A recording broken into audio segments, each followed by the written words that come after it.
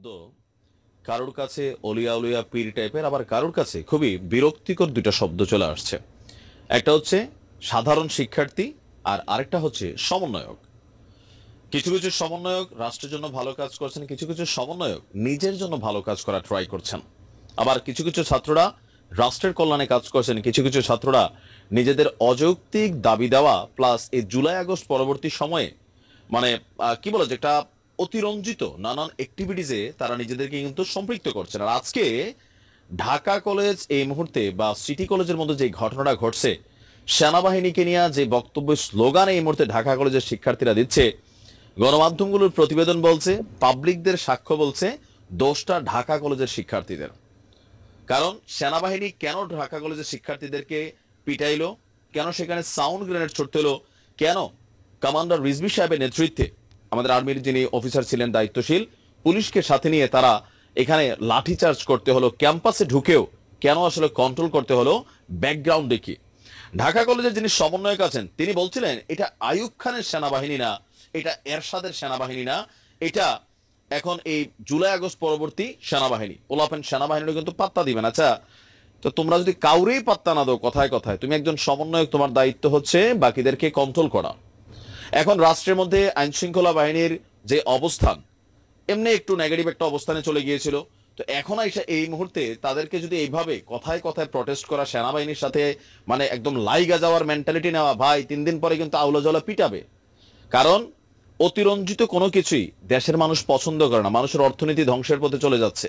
এই অতিরিক্ত আন্দোলন, অতিরিক্ত কথায় কথা রাস্তা নামা, রাস্তা ব্লক করা, আরে ভাই মানে একটা কি অবস্থা তৈরি হয়ে গেছে দেশে। এখন এগুলোকে শিক্ষার্থীদেরকে নিয়ে সবাই একটা টেনশনে, কি কথা বললেই ঝামেলা, তারপর হচ্ছে আপনার কোনো কথা বললে গিয়া ভাঙচুর, নানান ধরনের ঘটনা কিন্তু ঘটছে। যে আজকে কি নিয়ে ঘটলো এই ঘটনা, তুচ্ছ একটা ঘটনাকে কেন্দ্র করে এখন সেনাবাহিনীর সাথে পাঙ্গা নেওয়ার চেষ্টা করলে সেনাবাহিনী পিটাবেই। এটাতে রাষ্ট্রের জনগণ তোমাদের পক্ষে থাকবেন, এটা মাথায় রাখতে হবে।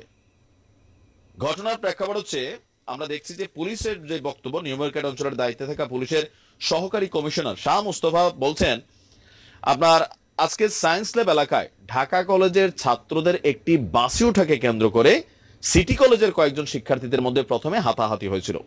এর জের ধরে আজকে সকালে ঢাকা কলেজের শিক্ষার্থীরা গিয়ে সিটি কলেজে ভাঙচুর চালায়। কেন চালাইবা? মানে তোমরা কি গুন্ডামি করছো? এটা তো স্পষ্ট গুন্ডামি ভাই। রাষ্ট্রে আইন আছে, মাঠে সেনাবাহিনী আছে, পুলিশ আছে, তো তাদের কাজ কি? তোমরা গুন্ডামি করবা, ভাববা যে আমরা জুলাই আগস্ট পরবর্তী সময় আমরা সাধারণ ছাত্র তো এরকম গুন্ডামি করলে তো পুলিশ পিটাবেই। এই ক্ষেত্রে তো আমরা পুলিশের দোষ দেওয়ার সুযোগ নাই। গণমাধ্যমের প্রত্যেকটা গণমাধ্যমের রিপোর্টে ঢাকা কলেজের স্টুডেন্টদের ব্যাপারে কিন্তু নেগেটিভিটি আসছে। আচ্ছা, বলা হচ্ছে যে এমন খবর ছড়িয়ে পড়লে সিটি কলেজের শিক্ষার্থীরা রাস্তায় বেরিয়ে আসেন, তারা সায়েন্স ল্যাবের দিকে এগিয়ে যায়। তখন ঢাকা কলেজের শিক্ষার্থীরা আবার বেরিয়ে এসে সায়েন্স ল্যাবের কাছাকাছি অবস্থান নেয়। এক পর্যায়ে দুই পক্ষ ইট পাটকেল ছোড়ে। আমি দেখেছি পুলিশ এবং কি আর্মি তারা থামানোর জন্য যথেষ্ট চেষ্টা করছে। এই ঘটনায় দুই কলেজের শিক্ষার্থীদের মধ্যে এই ধাওয়া পাল্টা আঘাতে 32 জন এখন ঢাকা মেডিকেল কলেজে চিকিৎসাধীন অবস্থায় আছে। পরে যখন পরিস্থিতি উত্তেজনাকর খারাপের দিকে যায়, তখন পুলিশ পরিস্থিতিকে নিয়ন্ত্রণের চেষ্টা করে এবং সেনাবাহিনীর নেতৃত্বে এই যৌথ অভিযান পরিচালিত হয়। সিটি কলেজের শিক্ষার্থীদেরকে সেনাবাহিনী এবং পুলিশ বোঝানোর পর তারা তাদের এখান থেকে চলে গেছে, কিন্তু ঢাকা কলেজের শিক্ষার্থীরা না যাওয়ার কারণে সেনাবাহিনীর সাথে বাকবিতণ্ডার